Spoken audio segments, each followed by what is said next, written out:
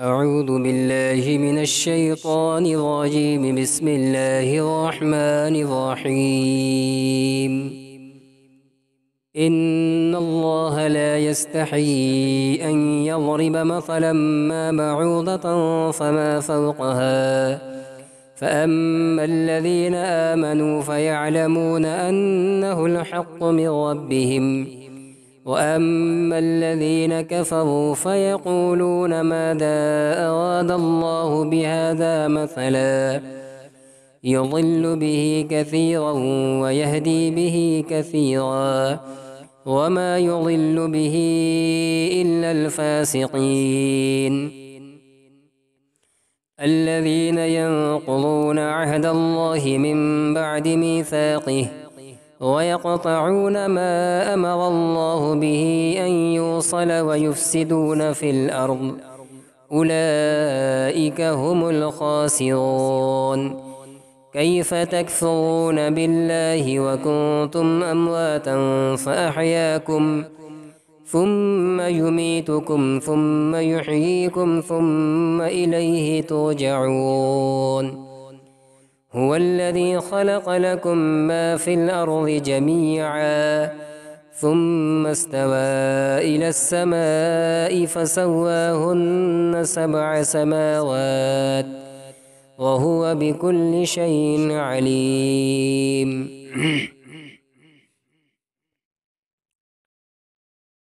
إن الله لا يستحيي أن يضرب مثلا ما بعوضة فما فوقها. بلا شبہ اللہ تعالیٰ نہیں شرماتا ہے اس بات سے کہ وہ کسی چیز کی کوئی مثال بیان کرے، خواہ وہ مچھر کی ہو یا اس سے بڑی کسی چیز کی۔ فَأَمَّا الَّذِينَ آمَنُوا، سو وہ لوگ جو ایمان لائے، وہ یقین کرتے ہیں کہ وہی حق ہے، ان کے پروردگار کی طرف سے ہے، اور جو لوگ کافر ہوئے وہ کہتے ہیں کہ اللہ نے اس سے کیا مراد لیا ہے۔ اس آیت کا تعلق پچھلی آیات کے مضامین سے جڑا ہوا ہے۔ پچھلی آیات کے اندر توحید کا بیان تھا، اور توحید کے اوپر اللہ تعالیٰ کی بندگی کے اوپر 5 دلیلیں دی گئی تھیں کہ کیوں اسی کی عبادت کی جائے گی، اسی کی بندگی اور اسی کی وحدانیت کا قائل کیوں ہونا ضروری ہے۔ اس لیے کہ اس نے تم کو پیدا کیا، اور اس لیے کہ اسی نے تمہارے باپ داداؤں کو پیدا کیا، اور اسی نے تمہارے لیے زمین کو رہنے کے لیے فرش بنایا اور آسمان کو اس کا چھت بنایا، اور پھر آسمان سے پانی برسا کر زمین کے اندر سے قسم قسم کے پھل اور سبزیاں اگا کر تمہارے کھانے کا انتظام کیا۔ اس لیے وہی عبادت کے لائق ہے، اس کے علاوہ کسی کی عبادت نہیں کی جا سکتی، کسی کے حکم کے آگے اپنا سر نہیں جھکایا جا سکتا۔ اس کے بعد نبی اکرم صلی اللہ علیہ وسلم کی رسالت کی حقانیت اور اس کی سچائی کو بیان کیا گیا تھا۔ اس طرح کے قرآن کی حقانیت کو بیان کیا گیا تھا۔ اب جب قرآن کا حق ہونا اور برحق ہونا ثابت ہو جائے گا تو جو ذات اس کو پیش کر رہی ہے، لوگوں کے سامنے بیان کر رہی ہے، لا محالہ اس کا بھی سچا اور برحق ہونا ثابت ہوگا۔ لیکن اس سب کے باوجود کچھ لوگوں کو شک تھا، یہود کو خاص طور سے، منافقین کو۔ اس کے باوجود وہ اپنے ذہنی اعتبار سے شک پیدا کر کر کے استہزاء کیا کرتے تھے، مذاق اڑاتے تھے۔ تو اب قرآن کے اندر بہت سی جگہ اللہ تعالیٰ نے، مثلا سورہ عنکبوت کے اندر مکڑی کی مثال بیان کی ہے۔ اس پوری سورہ کا نام ہی عنکبوت ہے، عنکبوت کے معنی مکڑی۔ اسی طرح مکھی کی مثال بھی بیان کی ہے، اور اس سے بڑی اور چھوٹی چیزوں کی بھی مثال بیان کی ہے۔ تو اب یہود کو اور منافقین کو یہ اشکال پیدا ہوتا تھا کہ اللہ تعالیٰ تو اتنے عظیم، اعلیٰ اور عرفاں ہیں، وہ بھلا کیسے اتنے حقیر مچھر اور مکھی کی مثال کیوں بیان کریں گے؟ یہ اللہ کا کلام نہیں ہے، نعوذ باللہ، یہ کسی اور کا ہے۔ اللہ تو بہت بلند ہیں، وہ کیسے اتنی چھوٹی چھوٹی مثال بیان کر سکتے ہیں؟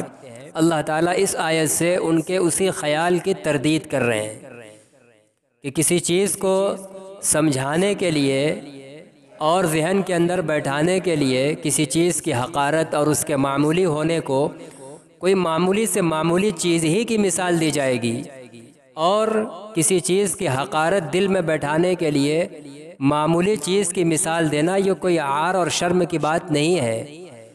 تو اللہ تعالیٰ ان کے اس خیال کی تردید کر رہے ہیں کہ اللہ تعالیٰ کو اس بات سے کوئی شرم نہیں کہ وہ مثال بیان کرے مچھر کی یا اس سے بڑی کسی چیز کی۔ اللہ تعالیٰ تو مثال بیان کرتا ہے۔ اللہ تعالیٰ نے جہاں دنیا کی اور دنیا کی لذات کی، ساز و سامان کی حقارت بیان کیا ہے تو اس کا ہمارے اعتبار سے، ورنہ اللہ تعالیٰ کی ذات تو مثال بیان کرنے سے بہت ماورا ہے، ہمارے اعتبار سے کہ جس طرح ہمارے نگاہ میں مچھر اور مکھی کتنی معمولی چیز ہے، دنیا کی کوئی ہلکی درجے کی کارآمد چیز بھی ہم اس کے برابر نہیں کر سکتے، انتہائی حقیر چیز کو ہم ان چیزوں کے ساتھ تشبیہ دیتے ہیں۔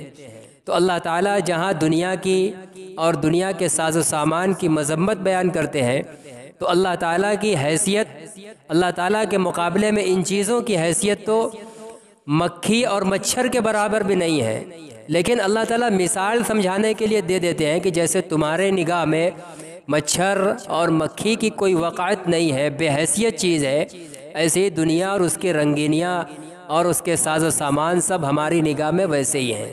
یہ مطلب نہیں کہ مکھی کے برابر ہیں، مکھی کی بھی تو دنیا میں ایک حیثیت ہے۔ اللہ کی مخلوقات اس کارخانے کے اندر کوئی بھی مخلوق بیکار نہیں پیدا ہے، ہر مخلوق کا کوئی نہ کوئی نفع ہے، لیکن انسان کے دماغ میں اس کا نفع ہر وقت مستحضر نہیں رہتا، تو مکھی اور مچھر کو بہت معمولی سمجھتا ہے۔ ہم سب مکھی اور مچھر کو حقیر سمجھتے ہیں، تو ہمارے ذہن میں چونکہ مکھی اور مچھر کی حقارت بیٹھی ہوئی ہے، اس لیے اللہ نے دنیا کی حقارت بتلانے کے لیے مچھر اور مکھی کی مثال دے دی، ورنہ عند اللہ دنیا کے ساز و سامان کی حیثیت تو مکھی اور مچھر کے حقیقت میں برابر نہیں ہے۔ تو ہمارے ذہن کے اعتبار سے اللہ نے مثال دی ہے، اور مثال دے دینے سے کسی حقیر چیز کو بتلانے کے لیے حقیر مثال دینے سے مثال دینے والے کی ذات پر کوئی حرف نہیں آتا، اس کی ذات کا وقار نہیں گھٹتا، اس لیے اللہ تعالیٰ مثالوں کے بیان کرنے میں شرماتا نہیں ہے۔ ان اللہ لا یستحیی ان یضرب مثلا ما بعودا، بلا شبہ اللہ تعالیٰ نہیں شرم کرتا اس بات سے کہ وہ کوئی مثال بیان کرے، خواہ وہ مچھر کی ہو یا اس سے بڑی کسی چیز کی۔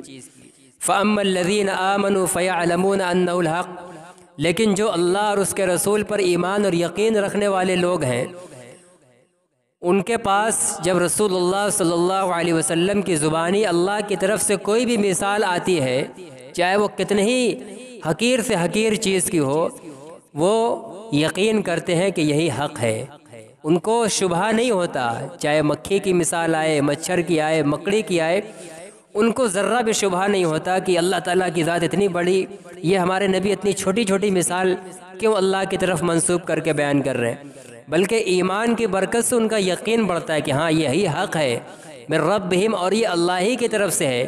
نعوذ باللہ ہمارے نبی نے اپنے من سے بیان نہیں کیا ہے۔ وَأَمَّا الَّذِينَ كَفَرُوا، اور جو لوگ کافر ہیں، جن کے اندر ایمان، اس کا نور، حقیقت اتری ہی نہیں ہے، فَيَقُولُونَ، جب ان کے سامنے یہ معمولی چیزوں کی مثال آتی ہے تو وہ کہتے ہیں کہ ماذا اراد اللہ بہذا مثلا، اللہ تعالیٰ نے اس مثال سے کیا مراد لیا ہے، اللہ کی کیا مراد ہے اس مثال سے؟ اس طرح کے وہ استہزاء اور سوالیہ جملے قائم کرتے ہیں، انکار کر دیتے ہیں۔ اللہ تعالیٰ فرماتے ہیں مراد اور مقصود اب بتلا رہے ہیں، ان کا یہ سوال ہوتا تھا بطور استہزاء کے، اللہ تعالیٰ سنجیدگی کے ساتھ بتا رہے ہیں یضل بہ کثیرا، ان معمولی چیزوں کی جو مثال بیان کرتا ہے، اس کے ذریعے اللہ تعالیٰ بہت سے لوگوں کو گمراہ کر دیتا ہے۔ بہت سے لوگوں کے اندر جہاں ایمان نہیں ہوتا، یہ خیال آنے لگتا ہے کہ یہ کیسے ہو سکتا ہے کہ اللہ اتنے بڑے ہو کر، یہی مچھر کی مثال ملی تھی، مکھی کی مثال ملی تھی، اتنی مقدس کتاب، اتنی باعظمت کتاب، اللہ کی ذات اتنی باعظمت، یہی مثال ملی تھی۔ تو کچھ لوگوں کے دماغ کے اندر جہاں ایمان نہیں ہوتا ہے تو اس طرح کے خیالات ابھرتے ہیں، کفر بڑھتا چلا جاتا ہے، اور جتنا کفر بڑھتا جائے گا آدمی گمراہی میں اور گرتا چلا جائے گا۔ تو اللہ تعالیٰ نے ان کے مذاق اور استہزاء والے سوال کا بڑے سنجیدگی سے جواب دیا کہ اللہ تعالیٰ کی مراد کیا ہوتی ہے، اس کے ذریعہ بہت سے لوگوں کو گمراہ کر دیتا ہے۔ جو سمجھنا ہی نہیں چاہتے اس کو اللہ تعالیٰ ان مثالوں کے ذریعے گمراہ کر دیتا ہے۔ وَيَهْدِي بِهِ كَثِيرًا، اور بہت سے لوگوں کو اس کے ذریعہ اللہ ہدایت دیتا ہے۔ جو ایمان والے ہوتے ہیں ان کی ہدایت اور ایمان میں اور اضافہ ہوتا ہے کہ ہاں یہ بھی ہمارے پروردگار کی طرف سے ہے، یہ بھی ہمارے پروردگار کی طرف سے ہے۔ اب اللہ تعالیٰ کسی چیز کی حقارت بتلانا چاہ رہے ہیں، ہم کو سمجھانا چاہ رہے ہیں، اور سمجھانا ہم کو ہے جب، اور ہمارے ذہن میں دنیا کی چیزوں میں حقیر ترین چیز مکھی ہے اور مچھر ہے، تو جو مخاطب جس سطح کا اور جس ذہن کا ہوتا ہے، جو پیمانہ اس کے ذہن میں بات کے آنے کا ہوتا ہے، اسی کے اعتبار سے بات کی جاتی ہے۔ بات کرنے والا اپنی ذہن، اپنے علم اور اپنی استعداد کے اعتبار سے بات نہیں کرتا، یہ تو بے وقوفی کہلائے گی۔ سمجھنے والے لوگ کم درجے، نیچے درجے کے کم علم کے لوگ ہیں، وہ بھی موٹی موٹی بات سمجھنے والے ہیں، اور ہم ان کو بہت باریک اور مہین مہین باتیں بتلائی جائیں جن کے لیے کچھ علم کی ضرورت پڑے، تو یہ بے وقوفی ہوگی اور اس علم کو بیان کرنا لا حاصل ہوگا۔ جب اللہ کی ذات اگرچہ بہت عظیم ہے بلا شبہ، لیکن اللہ تعالیٰ نے جو مثال بیان کیا ہے وہ اپنے لیے نہیں بیان کیا ہے، یا انبیاء کے لیے نہیں بیان کیا ہے، اللہ نے ہم جیسے انسانوں کے لیے بیان کیا ہے، اور ہم جیسوں کی نگاہ میں مکھی اور مچھر ہی حقیر چیز ہیں، اس سے زیادہ اور کوئی مخلوق حقیر نہیں ہے۔ تو جب بات جس کو سمجھانی ہوتی ہے اس کے اعتبار سے مثال دی جاتی ہے، جیسے اللہ کے نبی صلی اللہ علیہ وسلم نے صحابہ کو جب مخاطب کیا اپنی باتوں سے، تو عرب کے رواج اور وہاں کے فہم کے اعتبار سے کلام کیا ہے، اور صحابہ جب دین کو لے کر مختلف علاقوں میں پھیلے ہیں، یا مختلف علاقے کے لوگ آپ کے ہاتھ پر جو آ کے اسلام قبول کیے ہیں عرب کے باہر کے، تو اس زمانے کے لوگ اپنے اپنے علاقوں میں گئے ہیں، تو ہر علاقے کا ایک ذہن ہوتا ہے، ایک عرف ہوتا ہے، ہر چیز کو سمجھانے کا میدان اور مزاج علاقے کے اعتبار سے بدلتا ہے۔ تو اللہ تعالیٰ کی ذات اتنی بلند ہے اور اس کے مقابلے میں انسان سب معمولی ہیں، تو ظاہر ہے کہ ان کے معمولی ذہن کی ہی لاج رکھنا ضروری تھا۔ اگر حقارت کسی چیز کی بتلانی ہو، فرض کر لیا جائے کہ ہم سب سے حقیر چیز مثال کے طور پر مکھی کو ہی سمجھتے ہیں، اور اللہ تعالیٰ کسی چیز کی حقارت ہم کو سمجھانا چاہے کہ فلاں چیز یعنی دنیا کی رنگینی ایسی حقیر ہے جیسے ہاتھی، تو کیا ہم اس چیز کی حقارت دل کے اندر بیٹھا پاتے؟ نہیں بیٹھا پاتے، اس لیے کہ ہاتھی حقیر نہیں ہے، ہاتھی تو ایک بڑا عظیم جانور ہے، بڑا کارآمد جانور ہے۔ جب چیز کی حقارت سمجھانا مقصود ہو تو مثال وہی دی جائے گی جو ہمارے ذہن میں پہلے سے بیٹھا ہو کہ ہاں یہ چیز بہت حقیر ہے۔ جیسے اللہ کے نبی نے مثال دی ہے دنیا کی حقارت کی، الدنیا جیفۃ وطلابھا کلاب، کہ دنیا کی حیثیت اور اس کی مثال ایک سڑی گلی لاش کی طرح ہے۔ سڑی گلی لاش اگر ہم راستہ چل رہے ہوں، اچانک نگاہ میں پڑ جائے تو ہم نگاہ پھیرتے ہیں، ناک بند کرتے ہیں، اس قدر گھین ہوتی ہے اس سے۔ تو اللہ کے نبی صلی اللہ علیہ وسلم نے کہ ہمارے امتی کی نگاہ سے دنیا کی حیثیت دل سے نکلی رہے تاکہ اسی کے ہو کر نہ رہ جائے، اپنے عرف اور زمانے کے اعتبار سے، اپنے امتیوں کے ذہن کے اعتبار سے ایک مثال سڑی گڑی لاش کے اعتبار سے بھی دی کہ دنیا کی مثال ایسے ہی ہے جیسے سڑی اور گلی لاش، اور سڑی اور گلی لاش کے پیچھے کوئی عقل مند انسان نہیں جاتا، وطلابھا کلاب، اس پر کتے منہ مارتے ہیں۔ تو گویا یوں سمجھانا چاہ رہا ہے کہ اللہ کے نبی سمجھانا چاہ رہے ہیں کہ دنیا ایسی حقیر اور بے وقعت ہے جیسے سڑی ہوئی گلی لاش، اور دنیا کے جب حقیر اور معمولی چیز ہے تو اللہ کی بندگی اور تمام دین کو چھوڑ کر صرف اسی میں لگ جانے والا گویا ایسے ہی ہے جیسے کتا، جیسے وہ حقیر لاش اور سڑی گڑی چیزوں کے پیچھے لگتا ہے، ایسے گویا انسان نے بھی اپنا مزاج بنا دیا ہے۔ تو یہ سمجھانے کے اعتبار سے تاکہ ہمارے ذہن کے اندر دنیا کی وقعت کچھ کم آئے، اس کی کچھ محبت نکلے اور پھر اللہ کی بندگی کی طرف میلان ہو، دل کا جھکاؤ بڑھے۔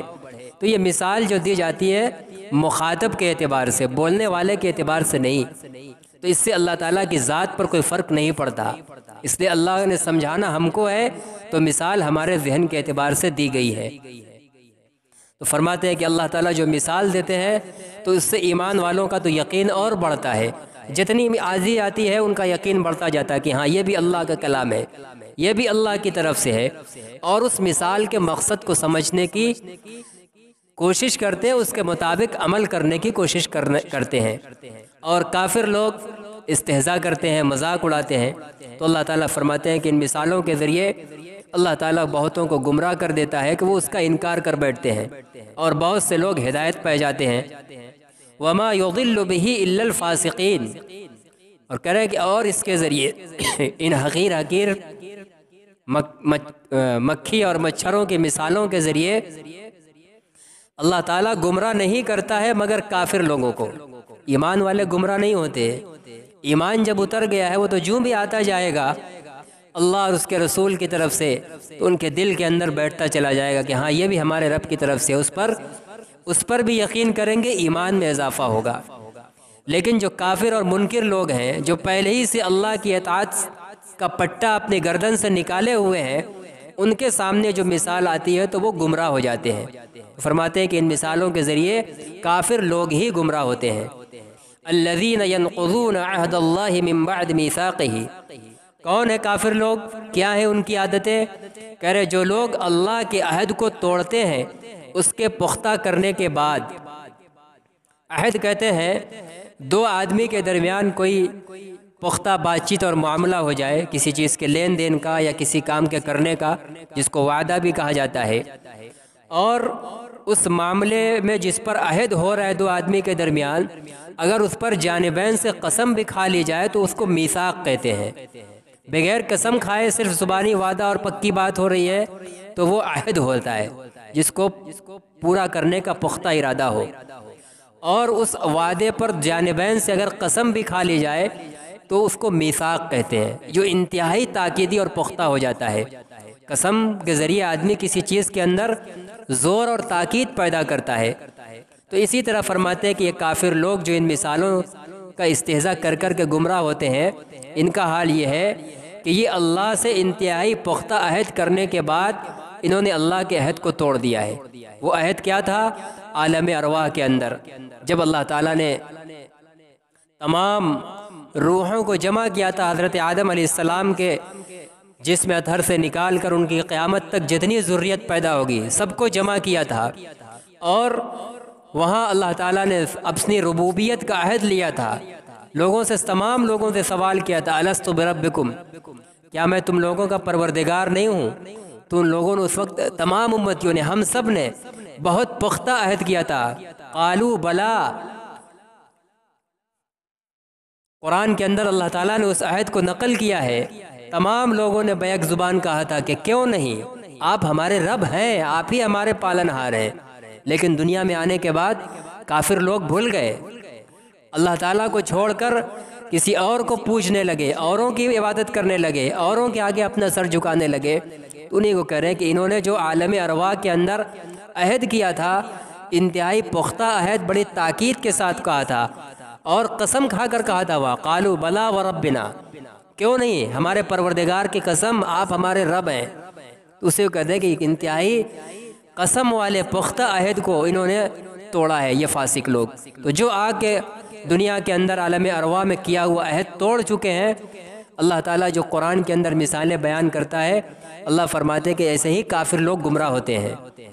وَيَقْطَعُونَ مَا، اور جو اس عہد پر قائم ہے، ایمان والے جو کہلاتے ہیں، جو عہد وہاں کیا تھا کہ آپ ہی ہمارے رب ہیں، تو دنیا میں بھی آپ ہی کو اپنا رب ہم تسلیم کیے ہوئے ہیں، تو وہ ان مثالوں سے گمراہ نہیں ہوتے، بلکہ جب یہ مثالیں آتی ہیں تو ان کا یقین اور بڑھتا ہے۔ وَيَقْطَعُونَ مَا أَمَرَ اللَّهُ بِهِ أَن يُوصَلَ، اور وہ فاسق اور کافر لوگ جو اللہ کے عہد کو توڑے ہوئے اور کیا کرتے ہیں، اور وہ توڑتے ہیں اس چیز کو جس کے بارے میں اللہ نے حکم دیا ہے کہ جوڑا جائے، یعنی رشتہ داریاں اور تعلقات، اللہ نے جس کے بارے میں یہ حکم دیا ہے کہ آپس کے تعلقات اور رشتہ داریاں قائم کی جائیں، برقرار رکھی جائیں، جوڑی جائیں، لیکن یہ فاسق لوگ، کافر لوگ اس کو توڑتے ہیں، جوڑتے ہیں۔ اس سے پتہ چلا کہ رشتہ داریاں جوڑنے کی چیز ہے اور توڑنا یہ کافروں کا شیوا ہے۔ یہ بدقسمتی سے افسوس ہے کہ آج ہر گھر کے اندر، ہر خاندان کے اندر توڑ کا مزاج اور ماحول بنا ہوا ہے۔ یہ ہم سب کے لیے یہ آیت درس عبرت ہے۔ اللہ تعالیٰ اس کو کافروں کا شیوا بتلا رہے ہیں۔ رشتہ داریوں کو توڑنا یہ ایمان والوں کا شیوا نہیں ہو سکتا، یہ کافروں کا شیوا ہے۔ ایمان والے تو بشری طبیعت اور تقاضے کی بنیاد پر دو انسان رہتے ہیں ایک ساتھ تو ہوں تو ہو جاتی ہے، لیکن وہ فوراً 3 دن کے اندر اندر اپنے تعلقات کو بحال کرنے کی کوشش کرتے ہیں۔ ان کو یہی حکم دیا گیا ہے۔ انسان ہے، اس کی فطرت ہے، اس کے تقاضے ہیں۔ ہو سکتا ہے کہ 2 آدمیوں کے درمیان ناچاکی ہو جائے، لیکن اس دوری اور ناچاکی کو 3 دن سے آگے نہ گزرنے دیا جائے۔ 3 دن گزرنے سے پہلے سلام دعا کر کے، پہل کر کے اس کو ملانے کی، جوڑنے کی کوشش کر لی جائے، تاکہ اس پر جو وعید ہے اس وعید میں بھی داخل نہ ہو۔ اور سب سے بڑی وعید یہی کافی ہے کہ قرآن یہ کہہ رہا ہے، یہ اشارہ ہمیں دے رہا ہے صاف طور پر کہ یہ رشتہ داریاں توڑنا یہ کافروں کا کام ہے۔ اللہ تعالیٰ کافروں کا یہاں نشان اور ان کا امتیاز بتلا رہے ہیں کہ ان کی پہچان کیا ہے۔ وہ اللہ کے عہد کو توڑتے ہیں اور پھر دنیا میں آ کر رشتہ داریوں کو توڑتے ہیں۔ رشتہ داریوں جوڑنے کے بجائے رشتہ داریوں کو توڑتے ہیں۔ حدیث کے اندر اللہ کے نبی نے فرمایا ہے کہ رشتہ داری جس کا عربی کے اندر رحم کا لفظ ہے، فرماتے ہیں کہ اس لفظ رحم کو میں نے اپنے نام رحمان سے نکالا ہے۔ رحمان اللہ تعالیٰ کا نام ہے، نہایت رحم والا۔ اور آپس کی رشتہ داریوں کو بھی عربی کے اندر رحم کہا گیا کہ یہ بھی آپس میں ایک دوسرے کے ساتھ رحم اور شفقت کے ساتھ جڑا ہوا ہونا چاہیے۔ اللہ فرماتے ہیں کہ میں نے اس نام کو اپنے نام سے نکالا ہے۔ یہ کتنے بڑے اعزاز کی بات ہے کہ ہم لوگوں کے آپس کے تعلقات اور رشتہ داریوں کے لیے اللہ تعالیٰ نے جو نام اور لفظ منتخب کیا ہے اس کو اپنے نام رحمان سے نکال کر بنایا۔ کوئی ادھر ادھر سے کوئی لفظ نہیں اٹھا دیا، بلکہ رحمان سے لفظ رحیم نکالا، جس کے اندر رحمت اور شفقت کا معنی ہے کہ رشتہ داریاں آپس میں ایک دوسرے کے ساتھ شفقت اور محبت کو چاہتی ہیں، اور یہی ہونا چاہیے۔ تو اللہ فرماتے ہیں کہ اس لفظ رحیم کو ہم نے اپنے نام رحمان سے نکالا ہے۔ فمن وصلہ وصلتہ برحمتی، جو اس کو جوڑے گا، اس دنیا میں آپس کی رشتہ داریوں کو جو جوڑے گا، میں اس کو اپنی رحمت سے جوڑوں گا۔ اس لیے کہ یہ رحیم رشتہ داری کا لفظ رحمان سے نکلا ہوا ہے، تو میں اس رحیم کے جوڑنے والوں کو اپنی رحمت سے ملاؤں گا۔ ومن قطعہ قطعتہ، اور جو اس کو کاٹے گا، رشتہ داریوں کو توڑے گا، میں اس کو اپنی رحمت سے کاٹ دوں گا۔ یہ اللہ کا اعلان ہے۔ ہم لوگ مختلف قسم کی پریشانیوں میں، بے چینیوں میں، الجھنوں میں گھرے ہوئے ہیں اور اسباب تلاش کرتے ہیں، اور ہم کہہ دیتے ہیں کہ بھائی ہم تو نماز تو پڑھ رہے ہیں، معلوم نہیں کون سا گناہ ہے جس کی اللہ تعالیٰ ہم کو سزا دے رہے ہیں۔ ذرا غور کرے کبھی تنہائی میں بیٹھ کر، کیا ہم میں سے شاید کوئی گھر ہو جس میں ہر خاندان میں ہر 2 کے درمیان ناچاکی اور نا اتفاقی نہ ہو؟ تو ہم نے یہ جو رشتہ ایک دوسرے کے درمیان جو توڑ رکھا ہے، تو اللہ کا تو اعلان ہے کہ جو اس رشتے کو توڑے گا، میں اس کو اپنی رحمت سے کاٹ دوں گا۔ جب ہم سب پورا کا پورا معاشرہ رحمت الہی سے کٹ چکا ہے، تو کیا ہم پریشانیوں کے اندر، مصائب کے اندر نہیں ہوں گے؟ تو اگر ہم ان پریشانیوں سے نکلنا چاہتے ہیں تو اللہ کی رحمت میں آنا ہوگا، اور اللہ کی رحمت میں آنا ہے تو رشتہ داریوں کو جوڑنا ہوگا۔ اللہ کا اعلان ہے کہ جو رشتہ داریوں کو جوڑے گا، ہم اس کو اپنی رحمت سے جوڑ دیں گے۔ ہمارا کام پہل کرنا ہے۔ اگر ہمارا دوسرا فریق ہمارے بار بار پہل کرنے کے باوجود بھی منہ موڑ رہا ہے، تو ہم اب رشتہ داری کے کاٹنے کے جرم سے بری ہو گئے۔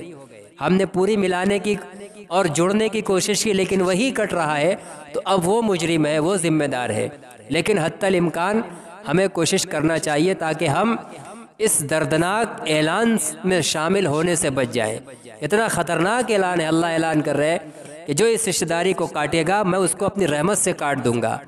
آج اللہ ہم سب کو معاف کرے، ہم میں سے شاید ہر شخص رشتہ داریوں کو کاٹ کر اللہ کی رحمت سے کٹا ہوا ہے، اس لیے وبال، مسائب، پریشانیاں جتنی بھی سوچو ہر طرح کے اور ہر اعتبار سے گھرے ہوئے ہیں، اپنے رہن سہن کے اعتبار سے، تعلقات کے اعتبار سے، کاروبار کے اعتبار سے، دین کے اعتبار سے، دنیا کے اعتبار سے، ہر اعتبار سے ہم بے چین و بے سکون ہیں۔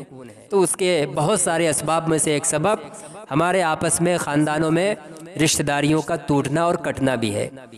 تو اللہ تعالیٰ نے ایک یہ نشان بتایا فاسقوں اور کافروں کا کہ جن رشتہ داریوں کو اللہ نے جوڑنے کا حکم دیا ہے، ان کافروں کا کام یہ ہے کہ ان کو توڑتے ہیں، یہ ایمان والوں کا کام نہیں ہو سکتا۔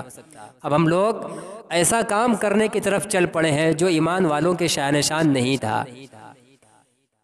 وَيُفْسِدُونَ فِي الْأَرْضِ، اور وہ زمین میں فساد پھیلاتے ہیں، کفر کے ذریعے، معاشیت کے ذریعے اور شرک کے ذریعے زمین میں فساد پھیلا رہے ہیں۔ زمین کا پیچھے آ چکا ہے کہ زمین میں سب سے بڑا فساد اور سب سے بڑا فتنہ زمین میں اللہ کو چھوڑ کر دوسرے کی عبادت کرنا ہے۔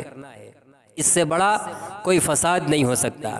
جیسے دنیا میں کسی بادشاہ کے لیے اپنی مملکت اور ملک کے اندر سب سے بڑا باغی اور سب سے بڑا فتین وہ شمار ہوتا ہے جو اس کو بادشاہ نہ مان کر اس کے ملک میں کسی اور کی بادشاہت کا جو ہے قائل ہو، اس کی گردن مروا دیتا ہے، اس کو غدار اور دیش دروہی کا مقدمہ اس کے اوپر لاگو کر دیا جاتا ہے۔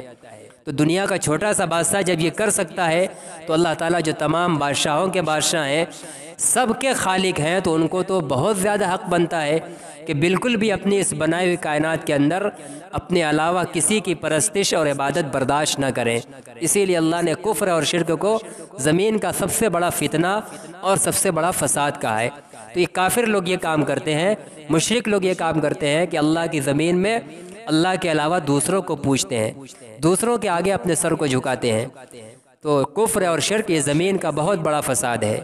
اولئک هم الخاسرون، اللہ فرماتے ہیں کہ یہی لوگ گھاٹا اٹھانے والے ہیں۔ دنیا میں چاہے وقتی ان کو مزے مل جائیں، لیکن نتیجے کے اعتبار سے اور انجام اور آخرت کے اعتبار سے ان کا گھاٹا ہی گھاٹا ہے۔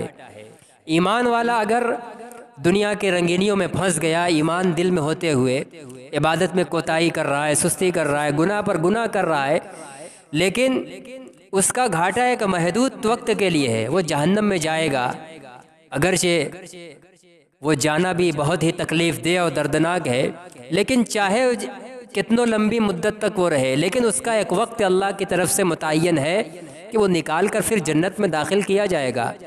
تو بالکل آخری انجام کے اعتبار سے اس کے لیے راحت ہے، گناہگار مومن کے لیے، لیکن اس کافر و مشرک کے لیے تو بالکل ہے ہی نہیں۔ اولئک هم الخاسرون، اس کے لیے گھاٹا ہی گھاٹا ہے، کبھی جہنم سے نکالے جانے کا سوال ہی نہیں پیدا ہوگا۔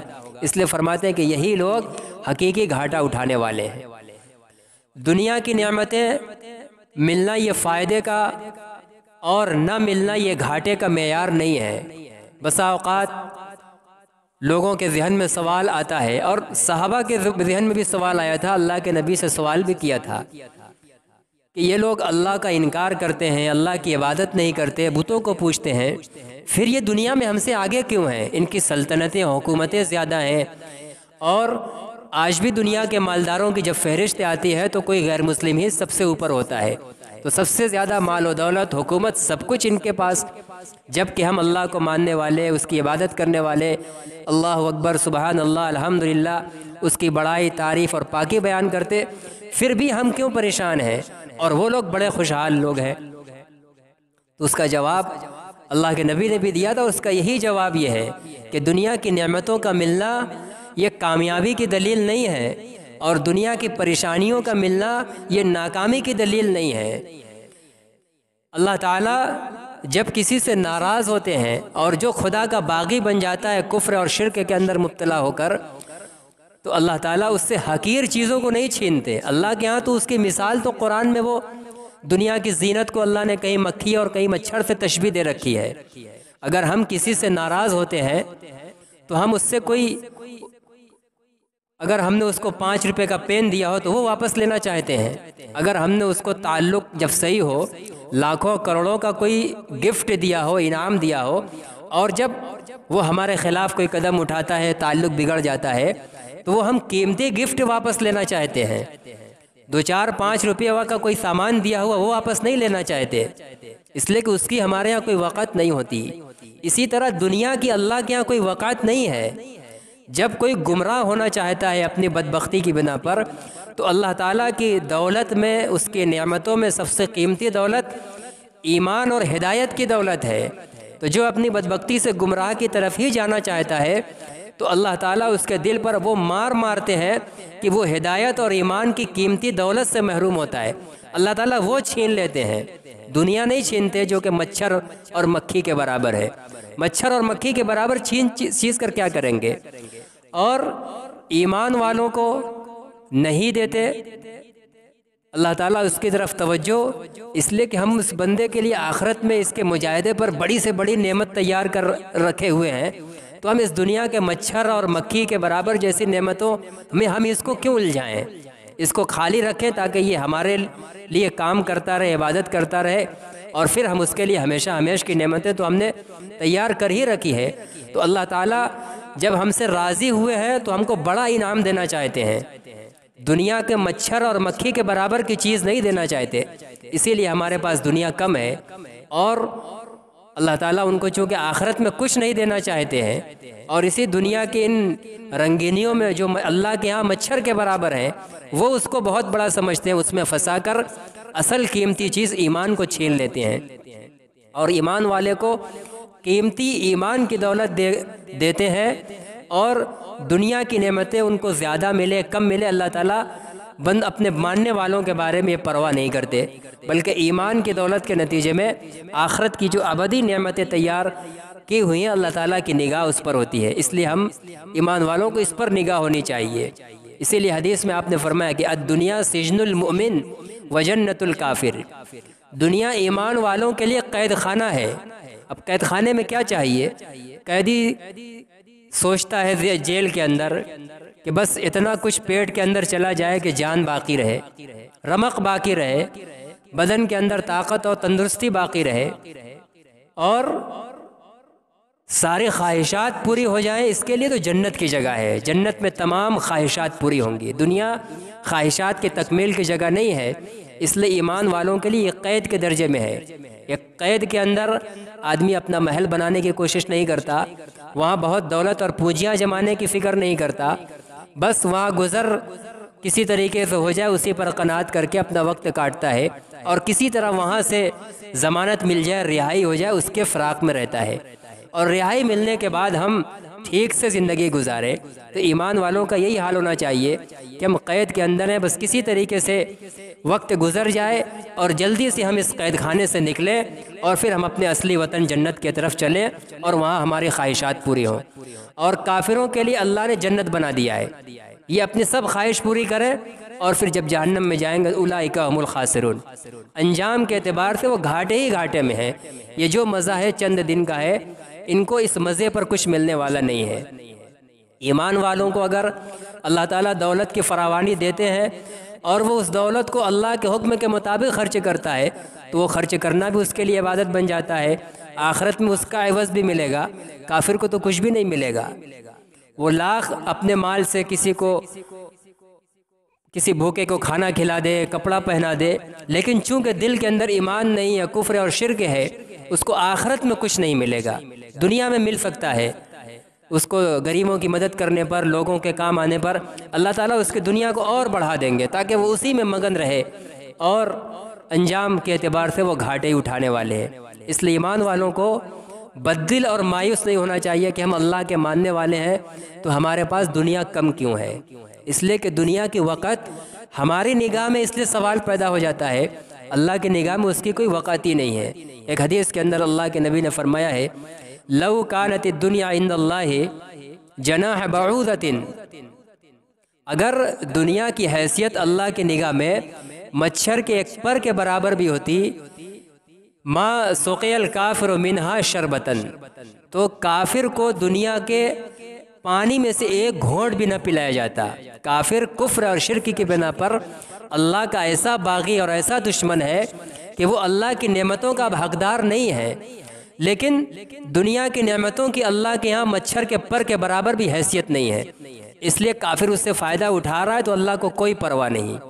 دشمن جب اپنی کوئی بڑی چیز لیتا ہے تب فکر ہوتی ہے کہ نہیں یہ ہم اس کو نہیں دیں گے، وہ ہمارا دشمن ہے، اور ہماری کوئی معمولی چیز لے لے تو ہم اس سے مقابلہ کرنے اور اس پر کوئی اعتراض کرنے نہیں اٹھتے۔ تو دنیا اللہ کی نگاہ میں مچھر کے پر کے برابر بھی نہیں ہے، اس لیے کافر جتنا چاہیں کھینچ کے اپنے پاس جمع کرتے رہیں، اللہ کو کوئی پرواہ نہیں ہے۔ فرماتے ہیں کہ اگر پر کے برابر بھی حیثیت ہوتی، پر کے برابر بھی حیثیت نہیں ہے، اگر مچھر کے پر کے برابر بھی اللہ کی نگاہ میں دنیا اور اس کے ساز و سامان کی کوئی وقت ہوتی تو کافر و مشرک کو ایک گھٹ پانی بھی نصیب نہ ہوتا۔ کیف تکفرون باللہ وکنتم امواتا، پھر آگے اللہ تعالیٰ اب ان کافروں پر تعجب کا اظہار کر رہے ہیں کہ کس طریقے سے تم اللہ کی ناشکری کرتے ہو، کفر کر کے اور اللہ کے علاوہ دوسروں کی عبادت کر کے، یہ اللہ کی ناشکری ہے۔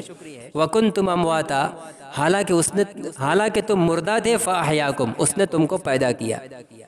ہم مردہ تھے یعنی معدوم تھے، ہم اپنے زندہ کیے جانے سے پہلے موجود نہیں تھے، ہمارا کوئی وجود نہیں تھا، ہمارے ماں باپ کے بدن کے اندر نطفہ بھی نہیں تھا، اس سے پہلے ہم مختلف غذاؤں کی شکل میں، زمین کے ذرات کی شکل میں تھے۔ ہمارے ماں باپ نے کسی جانور کا گوشت کھایا، کہیں کی سبزی کھائی، کہیں زمین کا کچھ کھایا، جو ایک معدوم چیز تھی پہلے وہ وجود میں آئی، ان غذاؤں کو کھایا، پھر ان غذاؤں سے ان کے اندر طاقت بنی، پھر نطفہ پیدا ہوا، پھر اس نطفے سے اللہ نے پیدا کیا ہم کو۔ فرماتے ہیں کہ اللہ نے، تم کچھ نہیں تھے، تم کو پیدا کیا، تو تم ایسی ذات کا بھلا ناشکری کیسے کرتے ہو؟ کس منہ سے تم ناشکری کرتے ہو؟ کیسے تم کو غیرت نہیں آتی کہ جو تم کو وجود میں لانے والی ذات ہے، جبکہ تم ایک مٹی اور غبار کے ذرہ تھے، کچھ نہیں تھے، ایک عام ذرہ تھا، مٹی سے جو ہے سبزی پیدا ہو گئی، مٹی سے پھل پیدا ہو گئے، ہمارے ماں باپ نے کھایا، پھر اس سے نطفہ بن گیا، اور پھر اس نطفے سے ہم بن گئے، اور پھر ہم بنانے والے کا ناشکری کریں، یہ کیسی عجیب بات ہے۔ ثم یمیتکم، اور ایسا نہیں کہ بن گئے تو اب تم آزاد چھوٹ جاؤ کہ اللہ کے بنانے والے کی گرفت سے نکل گئے، اس لیے اس کی ناشکری کرو، کوئی فرق نہیں پڑے گا۔ ثم یمیتکم، پھر وہی تم کو مارے گا بھی، تم پہلے کچھ نہیں تھے، مرے ہوئے کے درجے میں تھے، ایک دن پھر مر جاؤ گے، مٹیوں میں دفن کیے جاؤ گے، گل سڑ کے پھر تم معدوم ہو جاؤ گے، زمین کے ذرہ پھر بن جاؤ گے۔ ثم یحییکم، اور پھر ایسا نہیں کہ ذرہ بن گئے ختم، جیسا کہ کافروں کا تھا کہ ہم مر جائیں گے، گل سڑ جائیں گے، ختم، کہاں حساب و کتاب ہوگا؟ کہ نہیں، ایسا نہیں ہوگا۔ ثم یحییکم، پھر وہ تم کو دوبارہ زندہ کیا جائے گا۔ ثم الیہ ترجعون، پھر اللہ ہی کی طرف تم سب کو لوٹایا جائے گا، پھر دوبارہ زندہ کر کے وہیں جمع کیا جائے گا۔ اب جو دنیا میں ہے، پہلے عدم سے ہمارے ماں باپ کے ذریعے جو ہمیں وجود بخشا تھا، اس پوری زندگی کا حساب و کتاب ہوگا۔ تو پیدا اسی نے کیا، مارے گا بھی پھر وہی، اور پھر زندہ کرے گا، اور پھر جانا وہی ہے۔ تو جہاں لوٹ کر جانا ہے، جس کی چھت کے تلے پھر پہنچنا ہے، تو اللہ تعالیٰ بطور تعجب فرما رہے ہیں کہ کیسی عجیب بات ہے، کس منہ سے، کس طریقے سے تم اس کی ناشکری کر رہے ہو؟ تمہیں تو اس کا شکر گزار ہونا چاہیے، ایمان لانا چاہیے، اطاعت کرنی چاہیے، اس کی بندگی کرنی چاہیے، لیکن عجیب بات ہے کہ تم لوگ ان سب چیزوں کے باوجود بھی انکار کیے ہوئے جا رہے ہو۔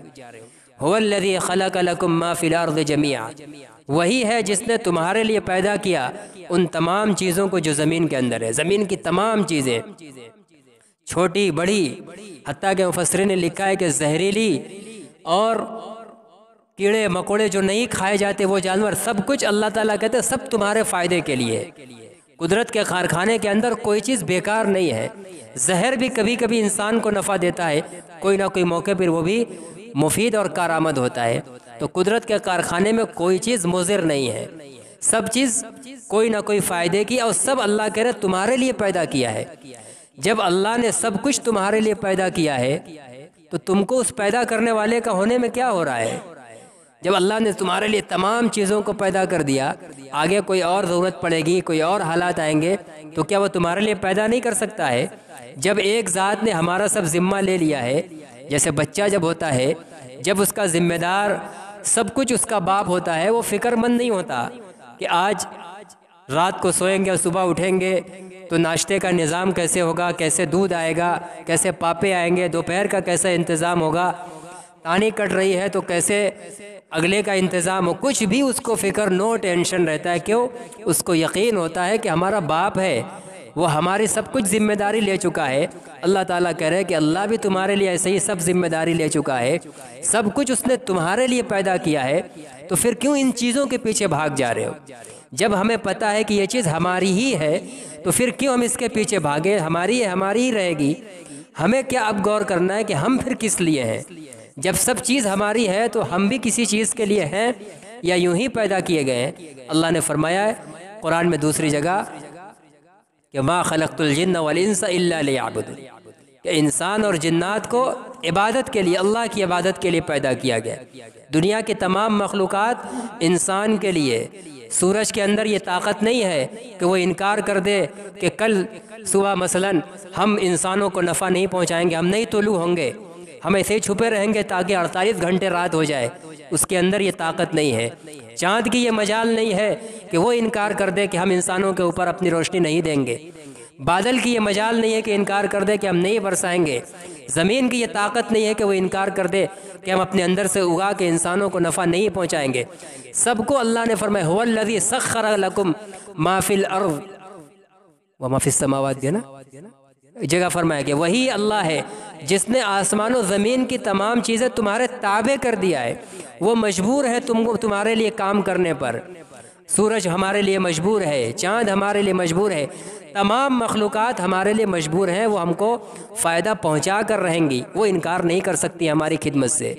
لیکن اللہ نے ہم کو اپنی عبادت کے لیے پیدا کیا ہے تو یہاں ہم کو فرشتوں کی طرح مجبور نہیں بنایا ہے۔ فرشتے اللہ کی عبادت کے لیے مجبور ہیں، وہ چاہ کے بھی نافرمانی نہیں کر سکتے۔ اللہ نے ہم کو با اختیار بنا دیا، ہمارے اندر اطاعت کرنے اور نہ کرنے دونوں کی صلاحیت رکھ دی ہمارے آزمانے کے لیے کہ دیکھیں یہ کیا کرتا ہے، یہ اطاعت کے جذبے میں لگتا ہے یا اطاعت نہ کرنے والے جذبے پر لبیک کہتا ہے۔ تو تمام چیزوں کو ہمارے لیے مجبور کر دیا ہے، تو پھر ہمیں کیا پریشانی ہے کہ ہم انہی چیزوں کے لیے پریشان بنے رہے؟ جیسا کہ آج ہم لوگ جس چیز کے لیے ہم پیدا کیے گئے ہیں اس کے پیچھے نہ بھاگ کر جو چیز خود ہمارے لیے پیدا کی گئی ہم ان کے پیچھے بھاگ رہے ہیں۔ ہونا یہ چاہیے تھا کہ ہم اللہ کی عبادت کے لیے پیدا کیے گئے، ہم عبادت کی طرف بھاگتی رہیں، یہ چیزیں ہمارے لیے خود بخود ہمارے پیچھے آئیں گی۔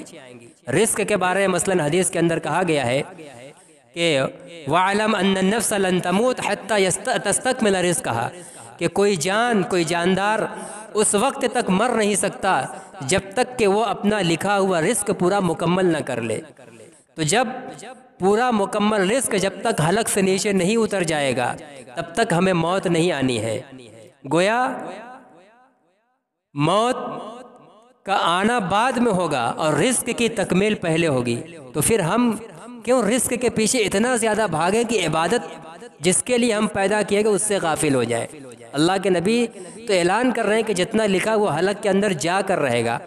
جب جو چیز جا کر رہے گی تو اس کے لیے اتنا فکر مند ہونے کی کیا ضرورت ہے؟ جو چیز نہیں جائے گی، جس میں اللہ نے ہمارا اختیار رکھا ہے کہ اگر ہم اپنے اختیار سے نماز کی طرف قدم بڑھائیں گے تب بڑھے گا، اور ہم اگر اذان سن کر بیٹھے رہیں گے تو بیٹھے رہ جائیں گے، وہاں ہمیں فکر مند ہونے کی ضرورت ہے۔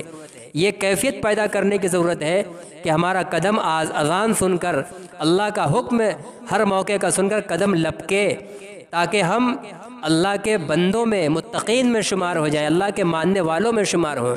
باقی وہ چیزیں جو ہمارے لیے ہیں وہ تو ہمارے لیے ہیں، تو ہماری ہو کر رہیں گی، جب تک وہ ہمارے بدن کا جز نہیں بن جائیں گی ہماری موت ہی نہیں آئے گی۔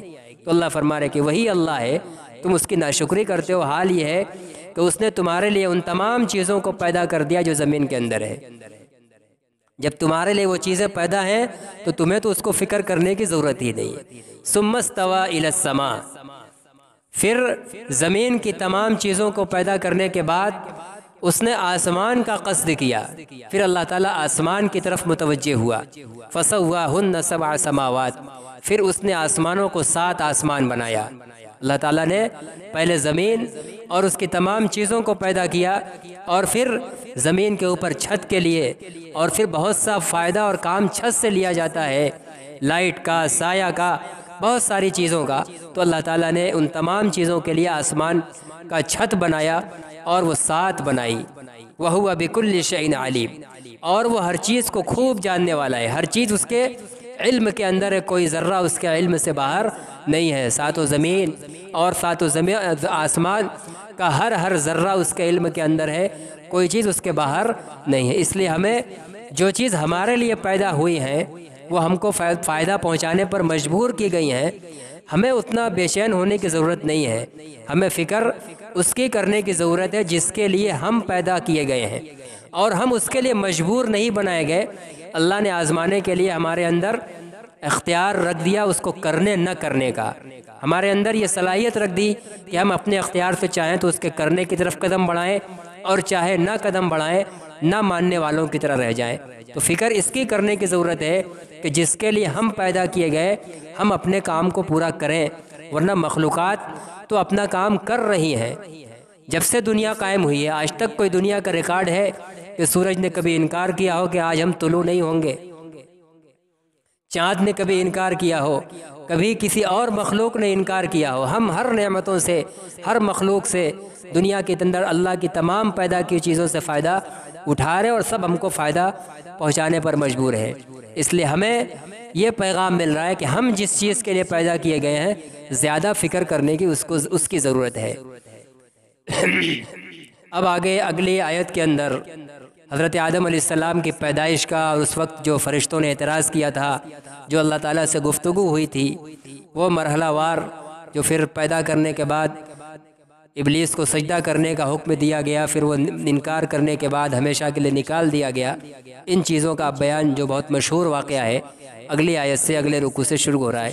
اللہ تعالی ہم سب کو ان آیات پر عمل کی توفیق عطا فرمائے۔ وآخر دعوانا ان الحمد للہ رب العالمین۔